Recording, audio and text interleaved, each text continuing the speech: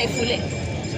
ఒక 4 రోజుల కిందట మరి నగర్ కర్నూలు జిల్లా కమ్మెర గ్రామంలో మల్లన్న స్వామి దగ్గరికి బిడ్డ పుట్టింది అని చెప్పేసి సంతోషంతో ఆ దేవుడి ఆశీర్వాదాల కోసం వెళ్తే మరి అక్కడ 2 నెలల పిల్లని 2 నెలల పసికందుని చిన్నారి అని చూడకుండా వాళ్ళ అమ్మ మా భర్త ప్రాణాన్ని ఈ చిన్న పిల్లనన్నా చూసి ఈ పసికందుని ముఖాన్ని చూసైనా వదిలేయండి, బతికించండి, మేము వేరే ఊరికి పోయి బతుకుతామని చెప్పినా కూడా ఆ కాళ్ళ దగ్గర పెట్టినటువంటి పసికందు పైన కాళ్ళు పెట్టి తొక్కి ఆమె మరణానికి కారణమైనటువంటి వ్యక్తులు ఈ 2.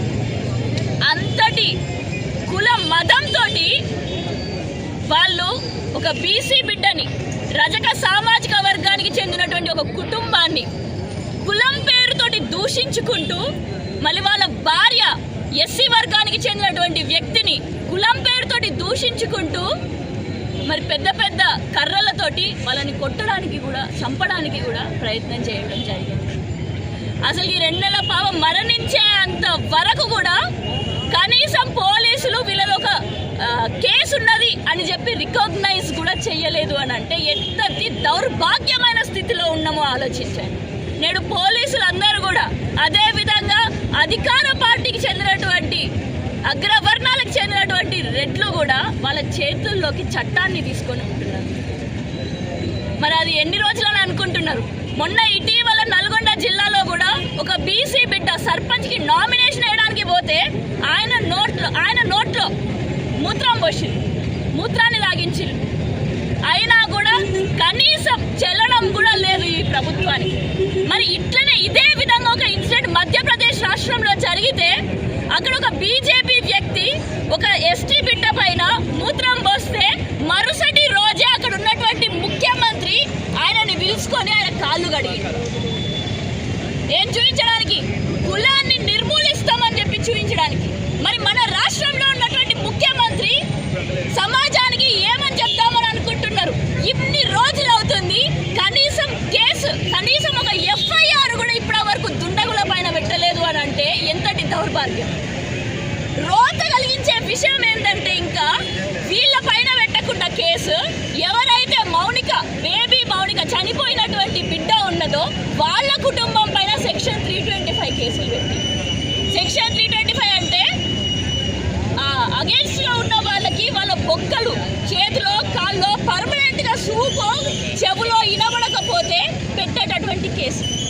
అంత పెద్ద కేసు ఎవరైతే హత్య చేయబడ్డారో ఆ హత్యకి గురైనటువంటి కుటుంబం పైన రివర్స్లో పెట్టింది.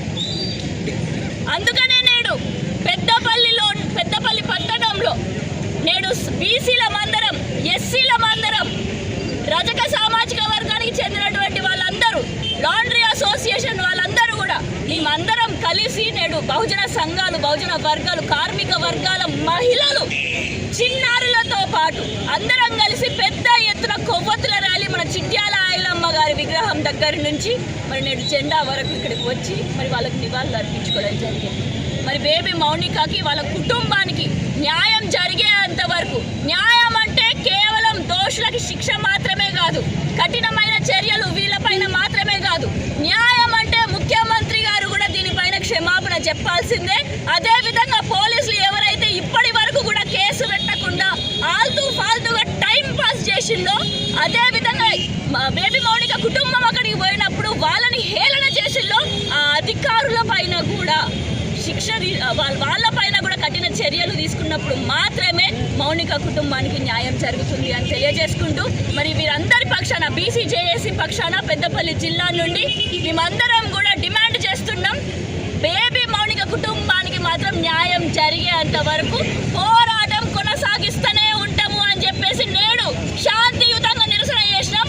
రాబోయే రోజులలో పెద్ద పెద్ద ధర్నాలు, ఆందోళనలకి దిగి మరి వారికి న్యాయం వచ్చేంత విధంగా మేమే మరి చట్టాన్ని మీరు చూసుకోలేకపోతే, అధికారులకు శాత కాకపోతే ప్రజలే చట్టాన్ని చేతుల్లోకి తీసుకునే విధంగా మరి రోజులు వస్తాయి. కాబట్టి దానికంటే ముందే ప్రభుత్వం అప్రమత్తమై వెంటనే బేబీ మౌనికకి అదేవిధంగా వాళ్ళ కుటుంబానికి న్యాయం జరగాలి అని చెప్పేసి డిమాండ్ చేసుకుంటూ అందరికీ ఒక్కసారి జై బీసీ, జై బహుజన. దౌర్జన్యం